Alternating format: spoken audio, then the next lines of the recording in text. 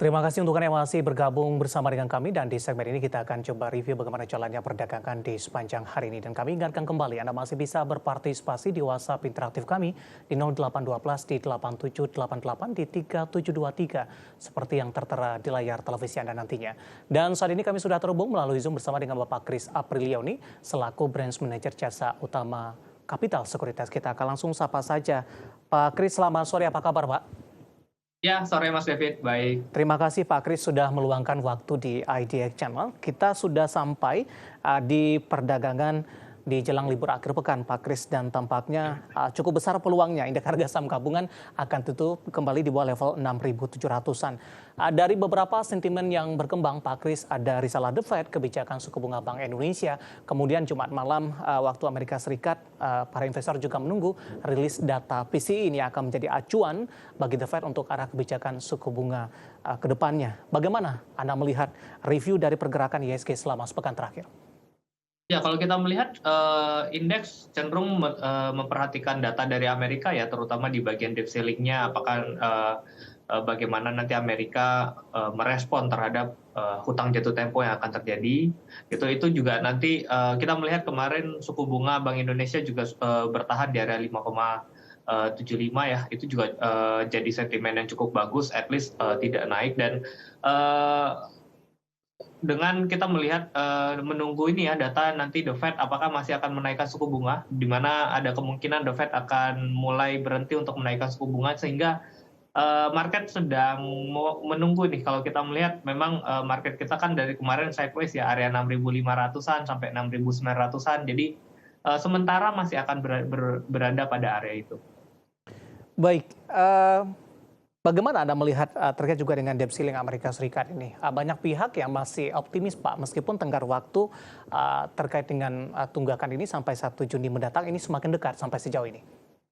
Ya, kalau kita melihat dari sentimen yang ada di Amerika, kemungkinan besar memang ini bukan menjadi hal yang menjadi suatu masalah ya, di mana debt ceiling masih bisa dinaikkan, sehingga masih banyak yang optimis kalau nanti jatuh tempo pada tanggal 1 Juni nanti ya tidak akan terlalu berdampak terlalu negatif ya, karena masih bisa menaikkan debt ceiling-nya, sehingga masih bisa mengeluarkan bonds lagi. Jadi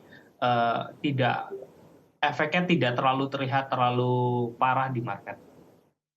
Baik, kita beralih ke pasar domestik. Pak Kris, kita lihat rotasi pergerakan sektoral di sepekan terakhir ini cukup menarik diperhatikan, terutama dari beberapa perbankan big cap yang mencoba menopang indeks harga saham gabungan sehingga koreksi yang terjadi tidak cukup dalam ini. Bagaimana Anda melihat pergerakan dari saham-saham perbankan big cap di sepekan terakhir, di mana Bank Indonesia juga lebih kepada menahan suku bunga acuan di 5,75% sampai sejauh ini?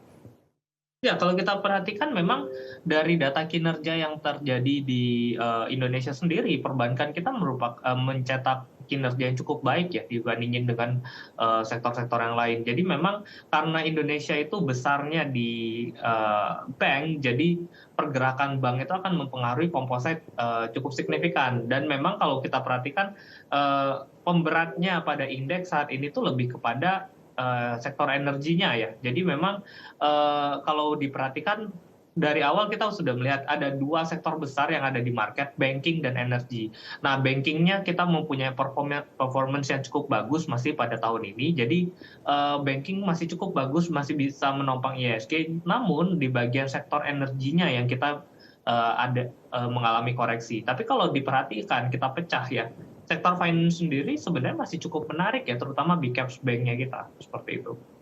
Baik, BBRI sempat menembus ke level tertingginya di sepanjang pekan ini 3 hari beruntun, meskipun dalam 2 hari terakhir lebih cenderung tertekan, namun hari ini mencoba kembali untuk mengalami penguatan ini di 1,83%, namun belum mampu menembus kembali ke level 5.600-an, level tertinggi yang pernah dicapai sebelumnya. Bagaimana Anda melihat peluang penguatan BBRI untuk perdagangan di pekan depan? Ya, kalau kita melihat karena ekonomi sudah mulai berjalan dan banking seharusnya pada tahun ini masih mencatat keuntungan yang masih cukup baik ya. Jadi seharusnya area 5.600 kita harapkan masih bisa di break di atas itu ya. Dengan target selanjutnya di berapa, Pak Kris, untuk BBRI? Jika break 5.600 kita targetnya di area 59 sampai 6.000 ya. gitu Oke, ya. 59 hingga ke 6.000. Ini dalam jangka waktu sampai kapan, Pak Kris? Ya, mungkin 3 bulan ya, sampai nanti, Q2-nya nanti. Oke, dengan posisi saat ini BBRI yang kembali menguat, masih direkomendasikan untuk ambil posisi tidak, Pak? Ya, karena yang, eee, mengalami uptrend itu sektor-sektornya terbatas, jadi BRI karena masih mengalami penguatan, ya kita lihat masih cukup menarik ya, dengan area support-nya yang penting yang perlu dijaga. Baik, kalau kita compare dengan beberapa perbankan big cap lainnya, mana yang lebih Anda rekomendasikan, terutama untuk investasi jangka pendek dan jangka menengah dari perbankan big cap ini dengan pola pergerakan teknikalnya untuk masing-masing saham di sepekan terakhir? Ya, kalau secara teknikal tentu BBRI yang paling baik ya, karena udah membuat all time high, lalu juga dari sisi fundamentalnya belakangan kita melihat juga pengguna aplikasi BRI juga meningkat cukup signifikan. Jadi sentimennya teknikal dan fundamentalnya berbarengan sehingga menjadikan efek harga sahamnya juga naiknya cukup baik.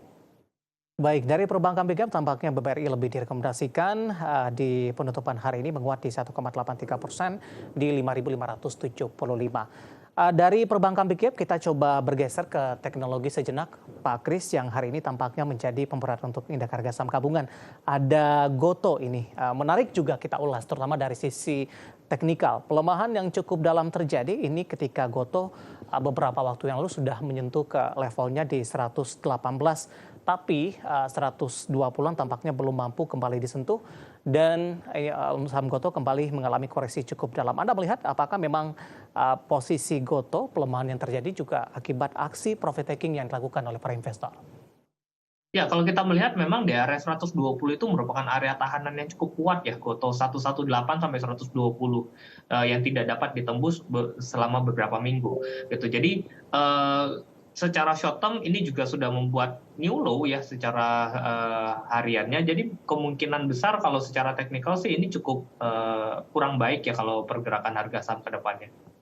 Baik, kalau ingin ambil posisi Pak atau entry di level mana mana yang direkomendasikan atau Anda nilai cukup menarik ini. Kebetulan juga ada pertanyaan dari Bapak Robert Surabaya yang sudah masuk di WhatsApp interaktif kami. Untuk Goto entry level berapa dan target jual di harga berapa di tengah koreksi dalam yang terjadi hari ini? Yang cukup menarik mungkin di area 90 awal ya, jadi mungkin 92 sampai 80-an itu cukup menarik kalau untuk ditunggu Goto. Baik, ada Goto yang hari ini menjadi pemberat indeks harga saham gabungan dan sekaligus menjawab pertanyaan dari Bapak Robert di Surabaya. Pak Kris, sambil menunggu updatean posisi penutupan IHSG dan juga beberapa data perdagangan lainnya, kita akan coba bergeser sedikit ini ke energi yang tadi pun sempat Anda ulas, di mana energi menjadi pemberat bagi indeks harga saham gabungan kalau kita lihat dari sisi year to date. Kalau kita lebih detail lagi, lebih ke arah saham-saham pertambangan batubara, ada Adaro, ITMG, ini koreksinya sudah cukup dalam. Pak Kris bahkan sudah menyentuh ke level terendahnya paling tidak dalam 1 tahun terakhir atau secara year to date ini. Analisis Anda untuk saham-saham pertambangan batubara di tengah koreksi dalam komoditas yang masih terus berlanjut sampai sejauh ini? Ya, sektor coal sendiri atau komoditas sendiri itu biasanya ada siklus ya. Dan kalau kita perhatikan dari zaman dulu siklusnya batu bara itu setiap 2 atau 3 tahun. So, kemarin 2018, batu baranya mulai naik sampai ke peak-nya kemarin 2021, 2022 ya tertingginya. Nah, itu, merupakan siklus, naiknya. Jadi sekarang batu bara kalau kita lihat, harga batu baranya juga sudah mulai turun gitu ya dari 380 sekarang sudah di 180, 170 di mana berkurang setengah. Jadi kita bisa memprediksikan bahwa tahun ini laba-laba perusahaan batu bara kemungkinan akan tergerus sehingga ini Ya. akan menjadi sentimen negatif. Jadi, dan biasanya penurunan harga batu bara itu berlangsung bisa 2 tahun, 3 tahun. Jadi jangan terlalu buru-buru untuk sektor energi sendiri terutama coal. Baik, dari sisi kinerja keuangan akan menurun, tapi dari posisi harga, bagaimana Anda melihat dengan koreksi yang sudah cukup dalam, sementara harga normal dari batubara global ini masih di kisaran 70-an hingga 80 dolar Amerika per tonnya. Artinya meskipun di posisi data terakhir sudah turun dalam di 140, masih cukup oke tidak untuk perkembangan dari emiten batubara ke depannya?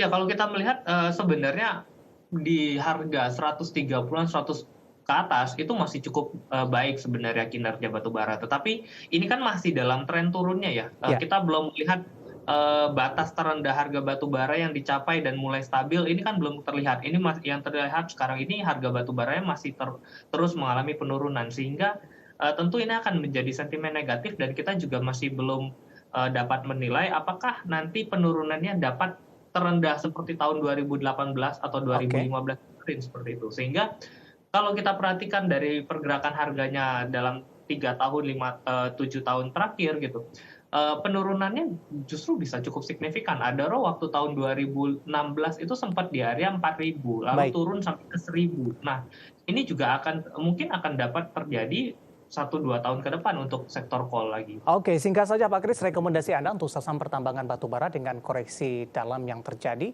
sejumlah analis ini lebih merekomendasikan untuk wait and see terlebih dahulu. Kalau saya sell terlebih dahulu ya, Oke. nanti kita tunggu di area bawah.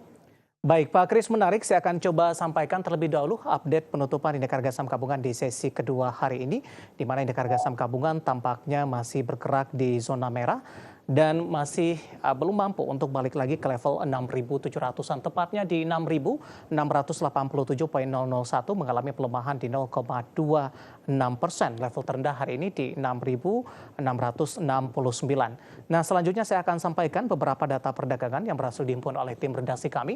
Langsung saja kita ke grafis yang pertama, pemirsa. Kita akan coba lihat bagaimana posisi penutupan beberapa indeks lainnya di sesi kedua hari ini. Selain dari indeks harga saham gabungan, MNC 36 mengalami penguatan di 0,22%, Jakarta Islamic Index melemah di 0,07%, LQ45 juga tertekan di 0,08% di 941,068. Selanjutnya rotasi pergerakan sektoral, sektor kesehatan memimpin penguatan meskipun tipis di 0,39%, kemudian disusul oleh konsumsi primer menguat di 0,34%. Teknologi baru saja kita ulas menjadi pemberat di 2,25% dan energi juga tertekan di 1,26%. Selanjutnya saham-saham yang mengalami penguatan signifikan yang masuk ke dalam deretan top gainers pemirsa, perbankan BCAP BBRI menguat di 5.600, BBCA di 9.150, Telkom akhirnya menguat di penutupan sesi kedua di 4.130 dan Hill juga menguat di 2.830. Dan terakhir saham-saham yang mengalami pelemahan cukup dalam dan menjadi pemberat dari teknologi ada Goto di 104, Sage hari ini juga melemah di 149, Adaro masih melanjutkan tekanan, sudah di 2000-an, 2090 dan UT juga melemah di 23.075. Beberapa data yang berhasil dihimpun oleh tim redaksi kami dan semoga bisa menjadi referensi untuk Anda, terutama untuk menghadapi perdagangan di Senin di awal pekan depan. Kita akan jeda kembali terlebih dahulu pemirsa dan tetaplah bersama kami. Nanti kita akan coba ulas saham-saham pilihan apa saja yang direkomendasikan. Kami akan segera kembali sesaat lagi.